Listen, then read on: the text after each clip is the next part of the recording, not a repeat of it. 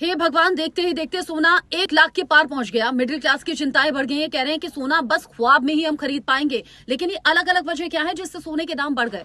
America की tariff policy, जिसकी चर्चा दुनिया भर में है, और यहाँ जो इकोनॉमी की रफ्तार है वो धीमी हो सकती है। यहाँ तक कि रिसेशन यानी कि ग्लोबल मंदी का खतरा भी बहुत ज्यादा है। और ऐसे में लोग क्या सोचते हैं, निवेश कर दे बेहतर तो पैसे बने रहेंगे। ऐसे में सोना निवेश करने के लिए एक बेहतर ऑप्शन लोगों को लग रहा है। सोने के दाम इसलिए बढ़ गए।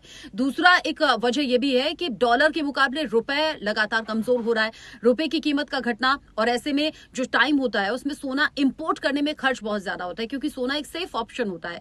और इस साल लगभग डॉलर के मुकाबले जो रुपया घटा है वो 4% तक घट गया है, और इसलिए भी सोने के दाम बढ़ गए। तीसरी एक वजह यह भी है कि शादियों का मौसम शुरू हो गया है, और ऐसे में सोने के गहनों की डिमांड बहुत ज्यादा बढ़ गई है। दिल्ली, मुंबई, चेन्नई, बाकी बड़े शहरों के जो ज्वेलर्स हैं बता रहे हैं कि दाम भले ही बढ़े हों लेकिन लोग सोना खरीद रहे हैं। एक ये भी वजह है कि लोग सोने की डिमांड बढ़ा रहे हैं तो सोने के दाम भी बढ़ गए हैं, क्योंकि भारत में कहा जाता है ना, निवेश का भी बेहतर साधन है, समृद्धि का भी सिंबल है, इसीलिए लोग सोना खरीदते हैं।